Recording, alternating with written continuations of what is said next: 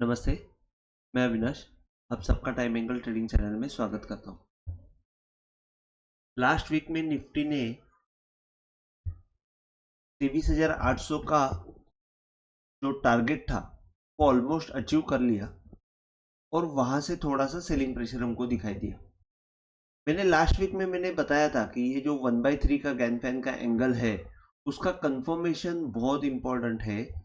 वो कंफर्मेशन अगर मैंने ये बताया था जब भी ये एंगल क्रॉस करता है कैंडल, उसके बाद का जो एंगल है कैंडल है उसका क्लोजिंग इसके हाई के ऊपर अगर मिलता है तो हमको कंफर्म हो जाता है कि ये तेजी कंफर्म हो गई। लेकिन वैसे हुआ नहीं, क्लोजिंग अंदर की तरफ आ गई और थोड़ा सा हमको यहाँ पे सेलिंग प्रेशर दिखाई दिया। अभी यहाँ पे सबसे बड़ी बात यह है कि 1/3 का एंगल होल्ड करेगा क्या, एक चीज। और दूसरी बात, इक्विनॉक्स डे जो 21 मार्च का इक्विनॉक्स डे है उसका लो होल्ड करेगा क्या। तो ये दो चीजें मैं आपको आने वाले वीडियो में बता देता हूं। उसके पहले एक थोड़ा सा न्यू व्यूअर को टाइम एंगल के बारे में बता देता हूं।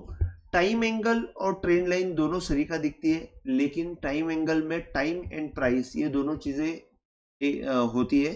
Time angle nothing but Gann 45 angle, और मेन चीज ये है कि टाइम एंगल को कनेक्ट करने के लिए सिंगल पॉइंट लगता है और ट्रेंड लाइन को कनेक्ट करने के लिए मिनिमम 2 पॉइंट्स और मल्टीपल पॉइंट्स लगते हैं। टाइम एंगल का एंगल कभी भी चेंज नहीं होता है, ट्रेंड लाइन का एंगल ऑलवेज चेंज होता है। तो ये सब चीजें हैं। टाइम एंगल को अगर आपको पूरी तरह समझ के लेना है तो आप पीछे वाले वीडियो देख सकते हैं। मेरा मेन वीडियो जो है how to plot the time angle, वो आप देख लेंगे तो आपको पूरा डाउट क्लियर हो जाएगा और वहां पे कैसे यूज किया जाता है वो सब मैंने बताया हुआ है। तो मेन चीज ये है कि निफ्टी में तेजी होल्ड होगी क्या। बॉटम से जो हमने देखा है 22,050 से ऑलमोस्ट, मतलब 22,000 से जो तेजी आई है वो होल्ड होगी क्या। तो मैंने लास्ट वीडियो में बताया था कि इक्विनॉक्स डे का जो जोन है वो जोन बहुत इंपॉर्टेंट रहेगा। अभी इक्विनॉक्स डे का अगर मैं मार्किंग यहाँ पे करता हूं तो इक्विनॉक्स डे का हाई जो है वो 23,400 है और अंदर से, और लो जो है 23,100 है। तो ये जो जोन है, एक मिनट, ये जोन सपोर्ट का जोन रहेगा। मैं आपको यहाँ पे एक हॉरिजॉन्टल लाइन डाल देता हूं। जो 23,100 का आप पकड़ सकते हैं लो और 23,400 का हाई। तो अभी यहाँ पे क्या होगा कि ये जोन बहुत इंपॉर्टेंट रहेगा और वो सपोर्ट का काम करेगा। 23,100 के नीचे कोई भी हाल में बंद नहीं आना चाहिए। अगर बंद आता है और उसके नीचे नेक्स्ट डे कैंडल जाती है तो फिर वहां पे एक थोड़ा सा समय निकलने का काम करेगा निफ्टी, और उससे क्या होगा कि थोड़ा सा फिर नीचे का लो टेस्ट होने का एक खतरा बना रहेगा। तो 23,100 का लो क्लोजिंग बेसिस पे टूटना नहीं चाहिए, बस इतना ही मेरा कहना है। जो इक्विनॉक्स डे का लो है, साथ में ये 1/3 का एंगल जो है वो एंगल भी करीबन 23,250 के आसपास आ रहा है। तो भले ही थोड़ा सा एक गिफ्ट निफ्टी में हमको माइनस दिखा रहा है, तो नीचे में हमको 23,250 से लेके 23,100 ये जोन इंपॉर्टेंट रहेगा। ऊपर की तरफ अगर यहां से मोमेंटम पकड़ के अगर निफ्टी निकलती है तो ऊपर की तरफ हमको 24,200 के आसपास निफ्टी जाते हुए दिखेगी, और 24,200 में अगेन एक हमको टेस्ट रहेगा कि ये क्रॉस होगा कि नहीं। अगर ये क्रॉस होता है 23,200 मार्जिनली क्रॉस कर, अच्छे कन्विंसिंगली अगर क्रॉस करता है तो फिर हमारा नेक्स्ट टारगेट जो रहेगा वो 25,100 और 200 के आसपास रहेगा। तो मेन चीज ये है कि नीचे 23,100 में ये टेस्ट होने वाली है। वो टेस्ट होने के बाद हमको बाइंग मोमेंटम मिलता है क्या, वो हमको देखना है। अभी मैं थोड़ा सा पॉजिटिवली बात ये करता हूं कि इलेक्शन डे का जो लो है वहां से अगर हम लोग हाई लो डालते, अपवर्ड एंगल डालते हैं, तो अपवर्ड एंगल जो है वो एग्जैक्ट आपको 23,000 के आसपास सपोर्ट देता हुआ दिख रहा है। तो 23,000 में 23,100 और 23,000 ये जोन जो रहेगा ये बहुत क्रूशल जोन है। यहाँ पे जब तक 23,000 के नीचे क्लोजिंग नहीं आती है या नीचे जाता नहीं है 23,100 के नीचे, सॉरी 23,100 और 23,000 के नीचे जब तक कन्विंसिंग मतलब अगर मूवमेंट जाती नहीं है तब तक हमको बाय के लिए काम करने में हरकत नहीं है। एक बार अगर 23,000 के नीचे गई तो फिर शॉर्ट का काम करना चाहिए और फिर वापस हमको 22,900